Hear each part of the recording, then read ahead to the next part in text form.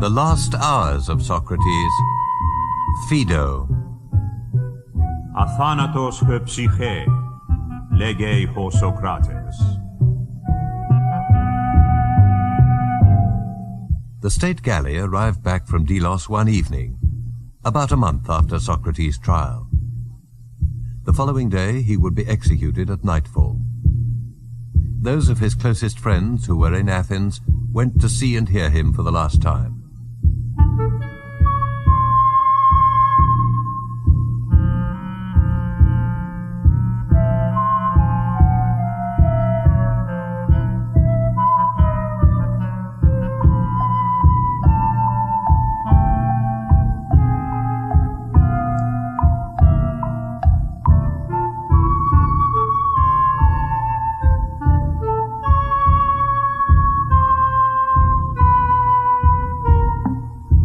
The story of that morning is told by an eyewitness, Phaedo of Elis, to a sympathetic young philosopher, Socrates.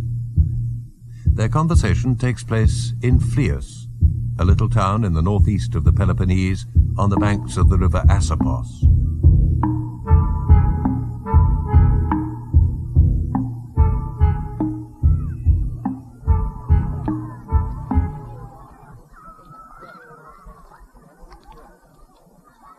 And, were you there with Socrates yourself, Phaedo? Or did you hear about it from someone else? No, I was there myself, Socrates. Were there any other of the master's companions present? Oh, yes. Some of them were there. Quite a few, in fact. I wish you'd be kind enough to give me a really detailed account. Aye, Socrates. Nothing gives me more pleasure than recalling the memory of Socrates, either by talking myself or by listening to someone else. Well, Phaedo, you will find that your audience feels just the same about it. Now, try to describe every detail as carefully as you can. Well, in the first place, my own feelings at the time were quite extraordinary.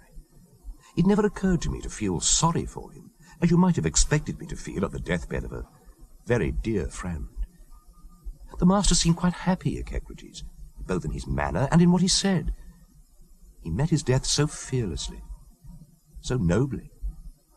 I couldn't help feeling that even on his way to the other world, he would be under the providence of God, and that when he arrived there, all would be well with him, if it ever has been with anybody. Yes. So I felt no sorrow at all, as you might have expected on such a solemn occasion. And at the same time, I felt no pleasure at being occupied in our usual philosophical discussions. That was the form that our conversation took. I felt an absolutely incomprehensible emotion, a sort of curious blend of pleasure and pain combined, as my mind took it in that in a little while my friend was going to die. All of us who were there were affected in much the same way, between laughing and crying. One of us in particular, Apollodorus, you know what he's like, don't you? Of course I do. Well, he quite lost control of himself, and I and the others were very much upset. Who else was actually there, Phaedo? Why, Apollodorus and Critobulus and his father Crito, and some other people from Athens. Plato, I believe, was ill. Any visitors from outside? Yes, Simmias of Thebes, with Cabys. Oh, yes. When we arrived, the porter, instead of letting us in as usual, told us to wait outside until he gave us the word. The commissioners are taking off Socrates' chains, he said, and warning him that he is to die today. After a short interval, he came back and told us to go in. When we went inside, we found Socrates just released from his chains, and Xanthippe, you know her, sitting by him with a little boy, Menexenos, on her knee. As soon as Xanthippe saw us, she broke out into the sort of remark you would expect from a woman. "Oh, Socrates, this is the last time that you and your friends will be able to talk together." Socrates looked at Crito. "Crito," he said, "someone had better take her home." Some of Crito's servants led her away, crying hysterically. Socrates sat up on the bed, drew up his leg, and massaged it. What a strange thing it is, my friends, this sensation which is popularly called pleasure. It's remarkable how closely it's connected with its conventional opposite, pain. I had a pain in my leg from the fetters, and now they're gone. I feel the pleasure coming that follows it. Well, I suppose that for one who is soon to leave this world, there is no more suitable occupation than inquiring into our views about the future life and trying to imagine what it is like. What else can one do in the time before sunset? Socrates. What is it, Crito? Only this, Socrates, that the man who is to give you the poison has been asking me for a long time to tell you to talk as little as possible. He says that talking makes you heated and that you ought not to do anything to affect the action of the poison. Otherwise it is sometimes necessary to take a second dose or even a third. Oh, my dear Crito, that is his affair. Let him make his own preparations for administering it twice or 3 times if necessary. I thought you'd say that. But he's been going on at me. Never mind him. Now, I want to explain to you how it seems to me natural that a man who has really devoted his life to philosophy should be cheerful in the face of death and confident in finding the greatest blessing in the next world when his life is finished. I will try to make clear, and particularly to you, Simmias and Kebis, how this can be so. Ordinary people seem not to realize that those who really apply themselves in the right way to philosophy are directly and of their own accord preparing themselves for dying and death.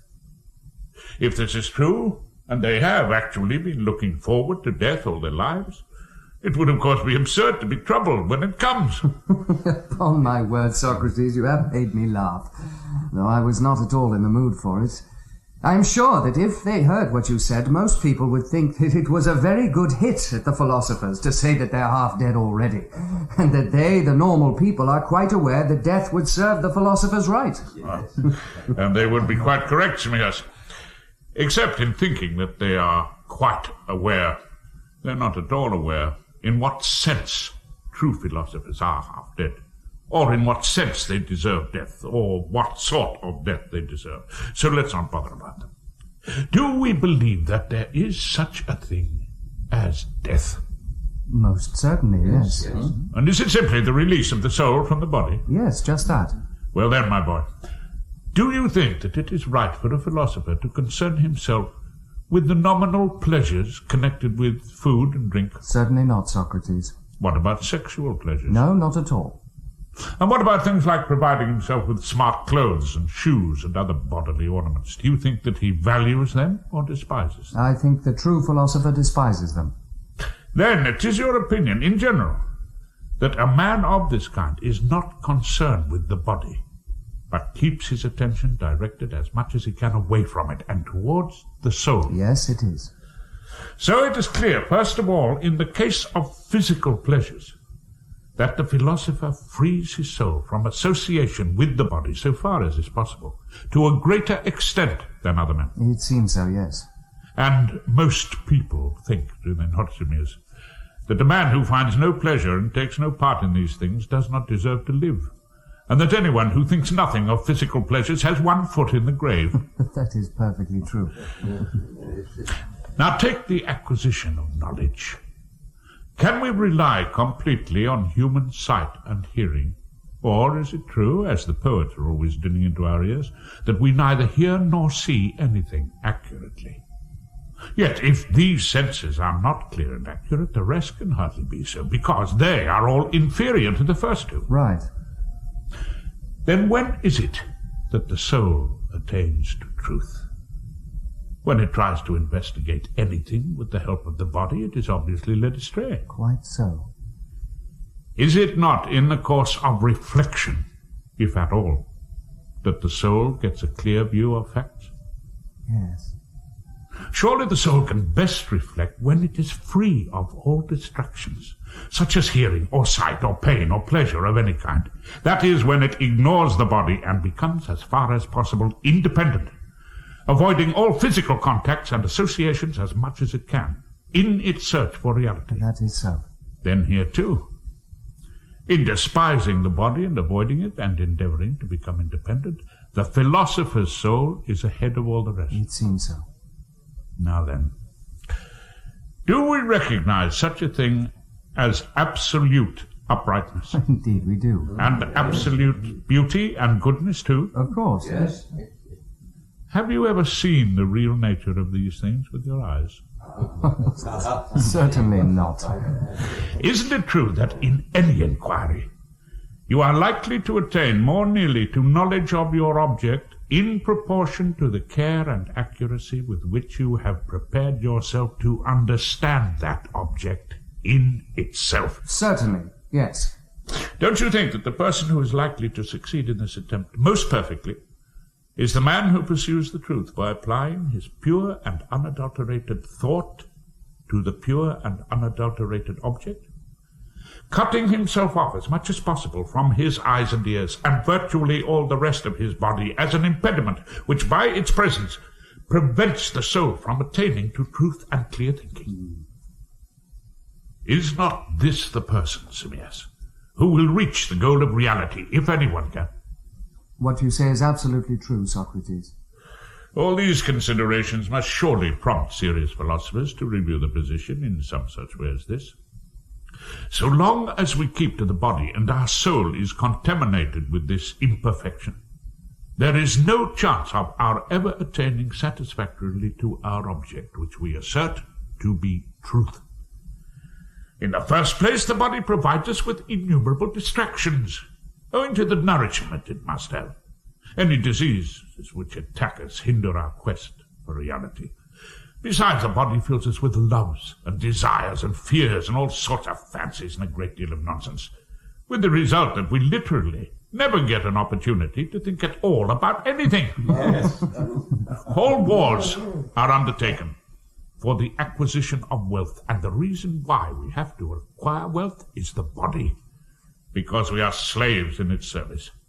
That is why we have so little time for philosophy. It seems, therefore, that the wisdom which we desire and upon which we profess to set our hearts will be attainable only when we are dead. If no pure knowledge is possible in the company of the body, then either it is totally impossible to acquire knowledge, or it is only possible after death, because it is only then that the soul will be separate and independent of the body. Or don't you agree with me, Simmias? Oh, yes, absolutely, Socrates. So this journey, which is now ordained for me, carries a happy prospect for any other man also, who believes that his mind is prepared by having been, in a manner, purified. It does indeed, yes. And purification consists in separating the soul as much as possible from the body and accustoming it to withdraw from all contact with the body and concentrate itself by itself. The philosopher's occupation consists precisely in the freeing and separation of soul from body. Oh, isn't that so? Yes, so it seems. Well then, as I said at the beginning, if a man has trained himself throughout his life to live in a state as close as possible to death, would it not be ridiculous for him to be distressed when death comes to him? It would, of course. Then it is a fact, Simmias, that true philosophers make dying their profession, and that to them, of all men, death is least alarming. Would they not naturally be glad to set out for the place where there is a prospect of attaining the object of their lifelong desire, which is wisdom? It is wisdom that makes possible courage and self-control and integrity, or, in a word, true goodness. And the presence or absence of pleasure and fears and other such feelings makes no difference at all. Whereas a system of morality which is based on relative emotional values is a mere illusion, a thoroughly vulgar conception which has nothing sound in it and nothing true. The true moral ideal, whether self-control or integrity or courage, is really a kind of purification of all these emotions. And wisdom itself is a sort of purifying ritual. Perhaps these people who direct the religious initiations are not so far from the mark. Well, in my opinion, these devotees, the true philosophers, are simply those who have lived the philosophic life in the right way. A company which all through my life I have done my best in every way to join. Whether I was right in this ambition, and whether we have achieved anything, we shall know for certain, if God wills, when we reach the other world. And that, I imagine, will be fairly soon. Also, Socrates, that theory which you've often described to us, that what we call learning is really just recollection. Yes, Gebes. Well, if that is true, then surely what we recollect now we must have learnt at some time before, which is impossible unless our souls existed somewhere before they entered this human shape. So in that way, too, it seems likely that the soul is immortal. How did the proofs of that theory of recollection go, Kebis? At the moment, I can't quite recollect. It went something like this. We had knowledge, both before and at the moment of birth, of all absolute standards.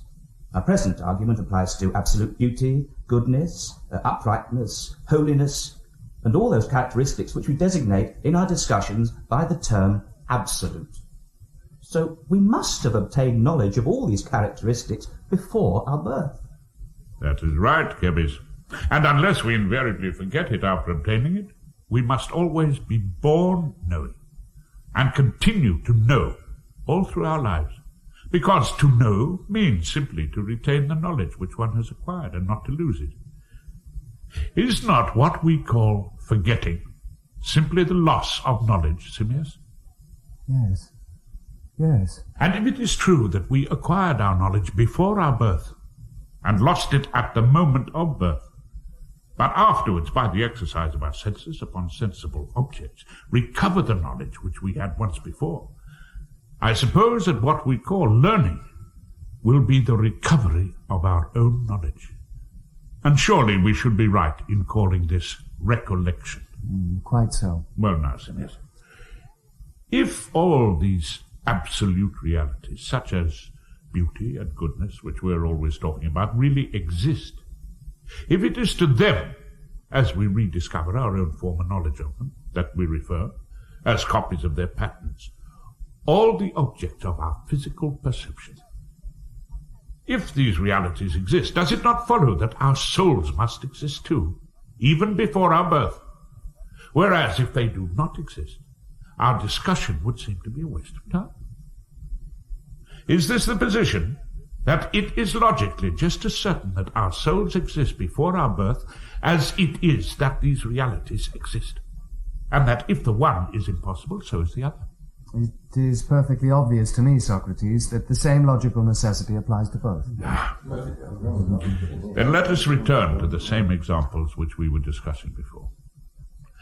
Does that absolute reality which we define in our discussions remain always constant and invariable or not? It must be constant and invariable, Socrates. Well, what about the concrete instances of beauty, such as men, horses, clothes, and so on, or any other members of a class corresponding to an absolute entity? For them, Socrates, it is just the opposite. I mean, they're never free from variation. And these concrete objects you can touch and see and perceive by your other senses, but those constant entities you cannot possibly apprehend except by thinking. They are invisible to our sight. That is true. So you think that we should assume two classes of things, one visible and the other invisible?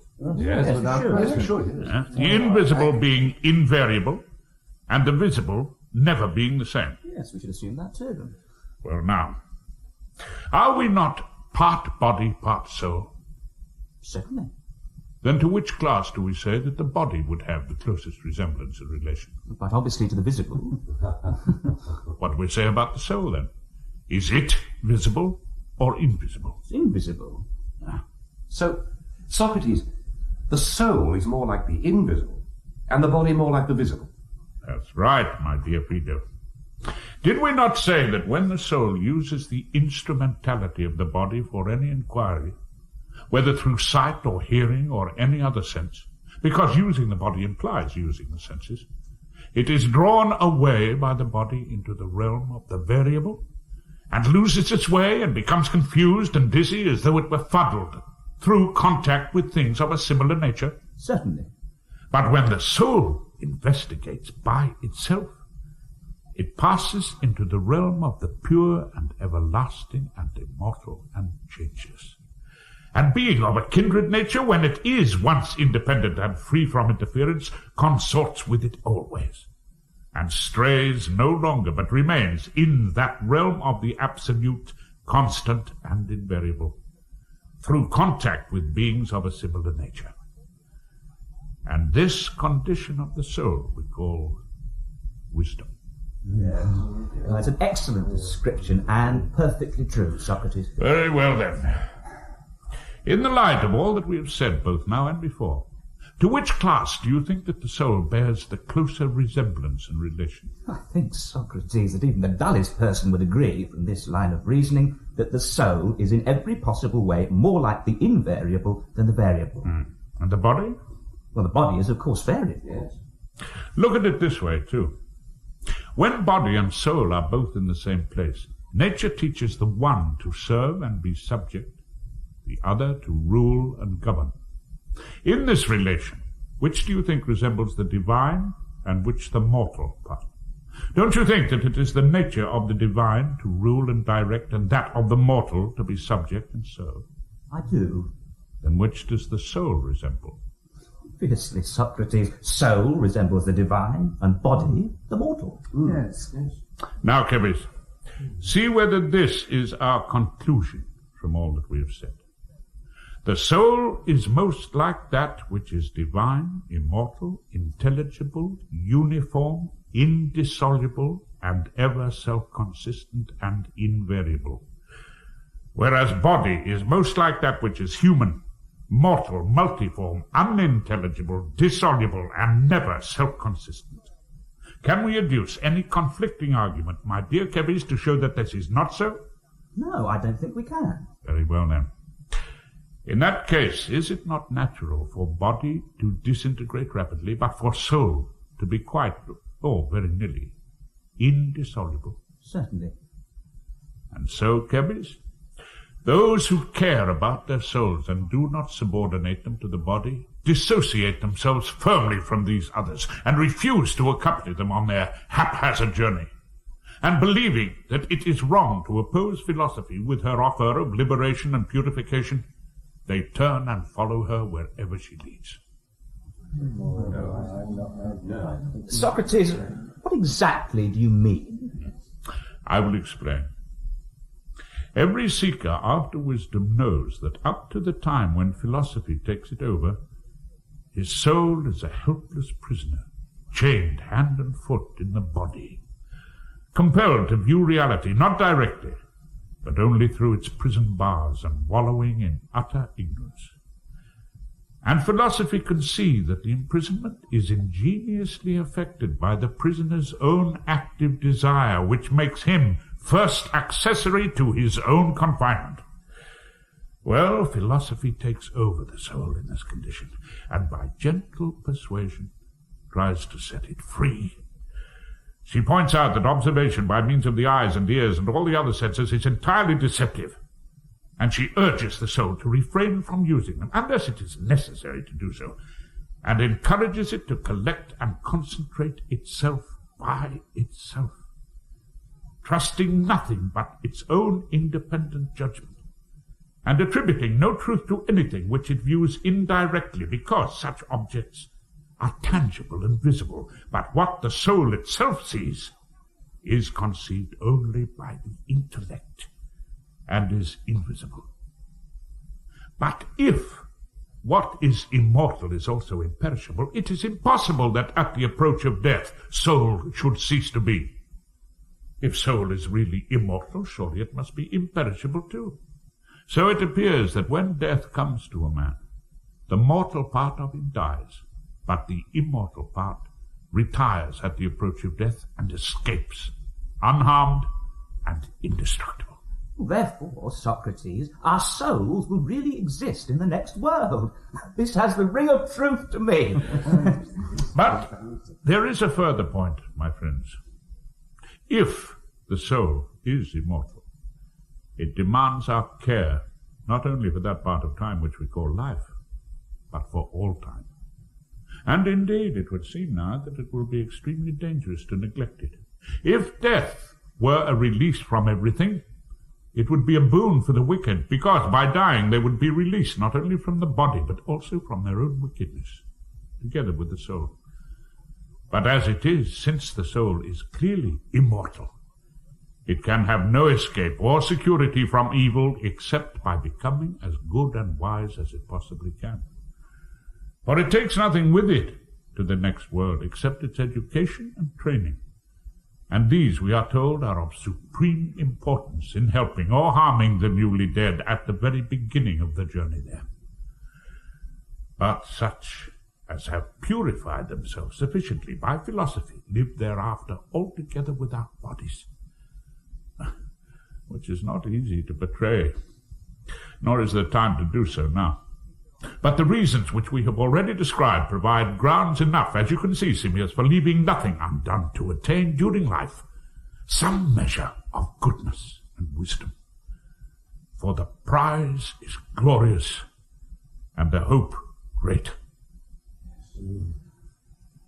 Of course, no reasonable man ought to insist that the facts are exactly as I have described them, but that either this or something very like it is a true account of our souls and their future habitation.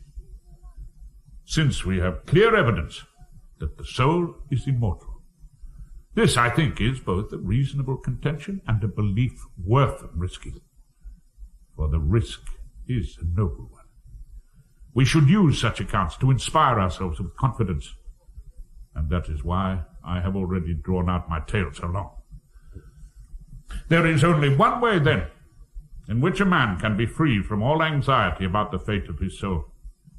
If in life he has abandoned bodily pleasures and adornments as foreign to his purpose and likely to do more harm than good, and has devoted himself to the pleasures of acquiring knowledge, and so by decking his soul not with a borrowed beauty, but with its own, with self-control and goodness and courage and liberality and truth, he has fitted himself to await his journey to the next world.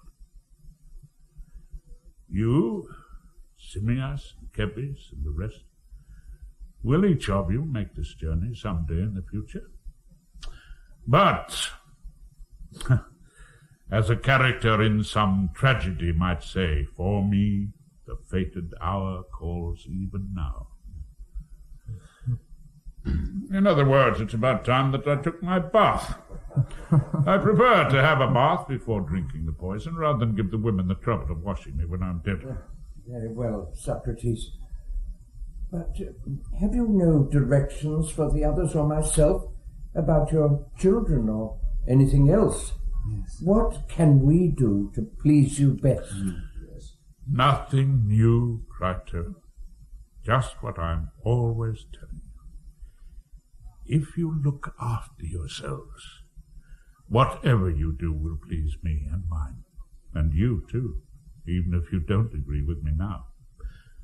On the other hand, if you neglect yourselves and fail to follow the line of life as I have laid it down, both now and in the past, however fervently you agree with me now, it will do no good at all. We shall try our best to do as you say. But in what fashion are we to bury you? In any fashion you like. That is, if you can catch me and I don't slip through your fingers.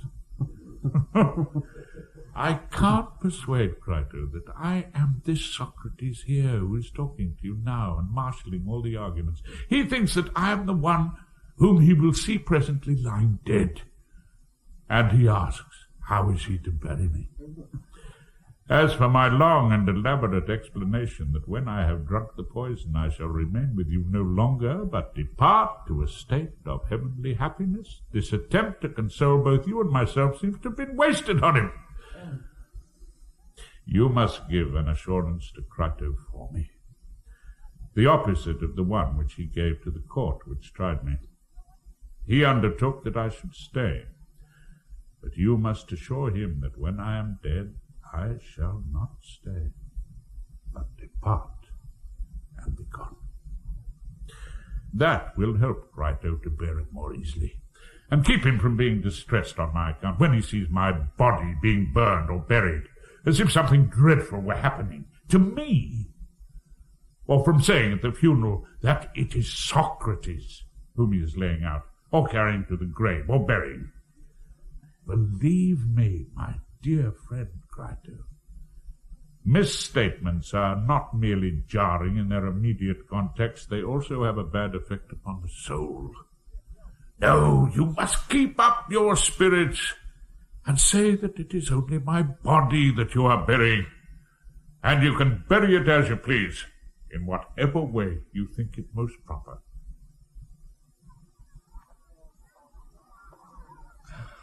Oh, what a wonderful man the master was, Phaedo. And was that the last time you heard him speak? With these words, he got up and went into another room to bathe. And Crito went after him, but told us to wait. So we waited, discussing and reviewing what had been said, or else dwelling upon the greatness of the calamity which had befallen us. For we felt just as though we were losing a father, Yes. and should be orphans for the rest of our lives. Yes. Meanwhile, when Socrates had taken his bath, his children were brought to see him.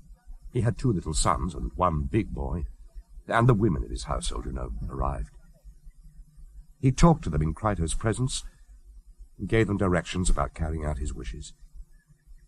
Then he told the women and children to go away, and came back himself to join us.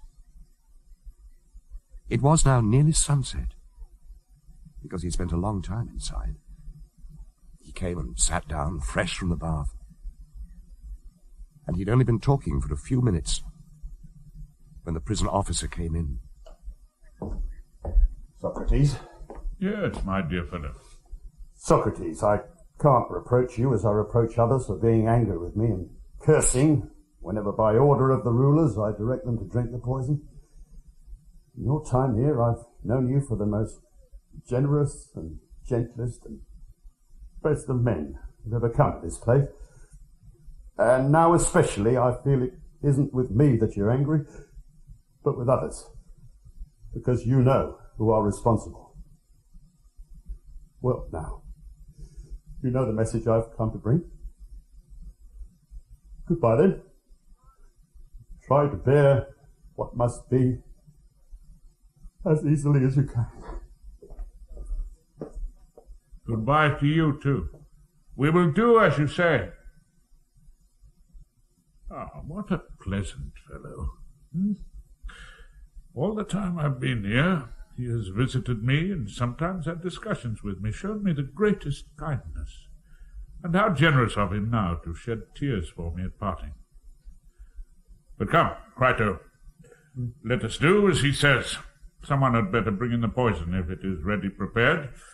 If not, tell the man to prepare it. Oh, but surely, Socrates, the sun's still upon the mountains. It's not gone down yet. Besides, I know that in other cases people have dinner and enjoy their wine and sometimes the company of those whom they love, long after they receive the warning, and only drink the poison quite late at night. But no, there's no need to hurry. There's still plenty of time. It is natural that these people whom you speak of should act in this way, Crito, because they think that they gain by it.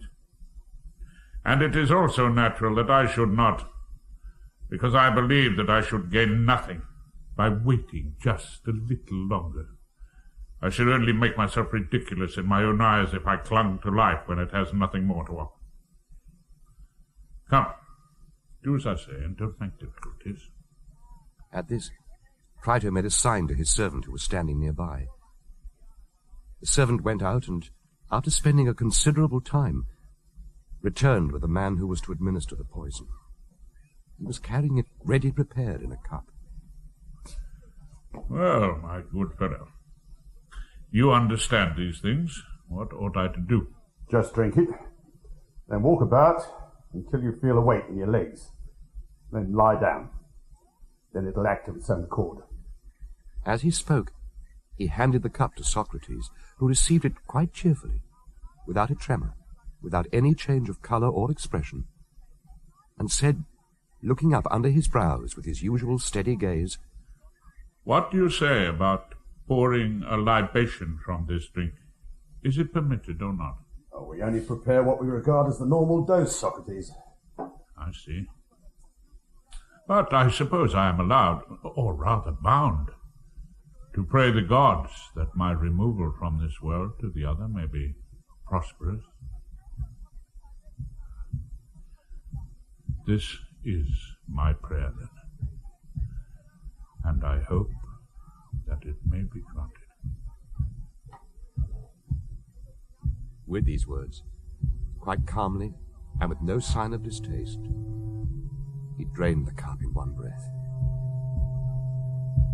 Up till this time, most of us have been fairly successful in keeping back our tears, but when we saw that he was drinking, that he had actually drunk it, we could do so no longer. In spite of myself, the tears came pouring out, so that I covered my face and wept broken-heartedly, not for him, but for my own calamity in losing such a friend. Crito had given up even before me and turned away when he could not restrain his tears, but Apollodorus, who had never stopped crying even before, now broke out into such a storm of passionate weeping that he made everyone in the room break down, except Socrates himself. Oh, really, my friends, what a way to behave. Why, that was my main reason for sending the women away to prevent this sort of disturbance. One should make one's end in a tranquil frame of mind. Calm yourselves and try to be brave. This made us feel ashamed, and we controlled our tears. Socrates walked about, and presently, saying that his legs were heavy, lay down on his back. That was what the man recommended. The man, he was the same one who had administered the poison, kept his hand upon Socrates, and after a little while examined his feet and legs, then pinched his foot hard and asked if he felt it. Socrates said no. Then he did the same to his legs, and moving gradually upwards in this way, let us see that he was getting cold and numb. Presently he felt him again, and said that when it reached the heart, Socrates would be gone. The coldness was spreading about as far as his waist, when Socrates uncovered his face, for he had covered it up, and said, Crito, we ought to offer a cockerel to Asclepius. See to it. And don't forget. No, it shall be done. Are you sure that there is nothing else? Socrates made no reply to this question. But after a little while he stirred, and when the man uncovered him, his eyes were fixed. When Crito saw this, he closed the mouth and eyes. Such, Euthyphro, was the end of our comrade, who was, we may fairly say, of all those whom we knew in our time, the bravest, and also the wisest and most upright man.